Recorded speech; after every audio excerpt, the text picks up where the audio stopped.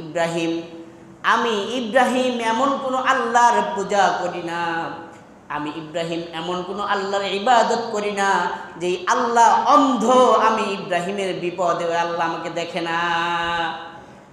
আমরা বিপদে পড়লে আল্লাহ দেখেন না? তো ইব্রাহিম আলাইহিস সালাম বলছেন, আমি তো এমন কোনো খোদার ইবাদত করি না যেই খোদার ইবাদত করতে গিয়ে আমি বিপদে পড়বো আর ওই খোদা আমাকে দেখবে না। আমি তো আজকে বিপদে পড়েছি, আমার নিজের ব্যবসা বাণিজ্য জমি জমা নিয়ে নমরুদের সাথে ঝগড়া, এই জন্য না। আমি তো আজকে তার দিনের দাওয়াত দিতে গিয়ে, তার দিনের কাজ করতে গিয়ে বিপদে পড়েছি।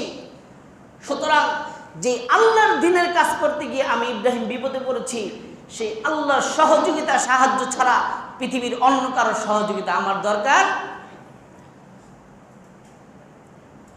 তা আল্লাহ রব্বুল আলামিন বাবা ইব্রাহিম আলাইহিস সালামের উত্তরে এত সন্তুষ্ট হলেন, এত খুশি হলেন। রব্বুল আলামিন বলেন, ও আমার খলিল ইব্রাহিম, পৃথিবীর কোনো মানুষের সাহায্য তুমি চাও নাই, তোমার বিপদে পৃথিবীর কোনো মানুষের সাহায্য তুমি পাও নাই, আমার ফেরেশতাদের সাহায্য তুমি নাও নাই, কেবলমাত্র আমি আল্লাহর সাহায্যের দিকে তুমি চেয়ে আছো।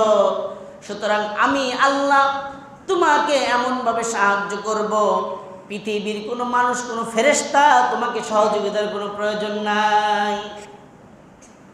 আল্লাহ বলেন, যেখান থেকে বিপদ এসেছে আমি সেই বিপদকে তোমার জন্য আরামের ব্যবস্থা করে দেব। সুবহানাল্লাহ।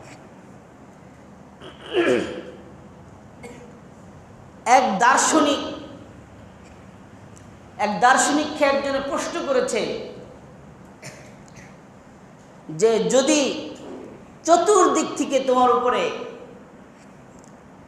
কেউ তীর নিক্ষেপ করে, আপনার ডান দিক থেকে একজনের তীর তাক করে বসে আছে, বাম দিক থেকে একজন, সামনে থেকে একজন, পিছন থেকে একজন, এখন এই তীর থেকে বাঁচার উপায় কি? যেদিকেই যাবেন সেদিকেই থেকে আপনাকে তীর নিক্ষেপ করবে, এখান থেকে বাঁচার উপায় কি? তো তিনি উত্তর দিয়েছেন, এখান থেকে বাঁচার উপায় হলো যে আমাকে তীর নিক্ষেপ করছে তার কাছে চলে যাওয়া।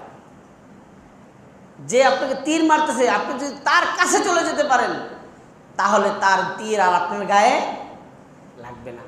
আমি একজনকে তীর মারবো, সে যদি আমার কাছে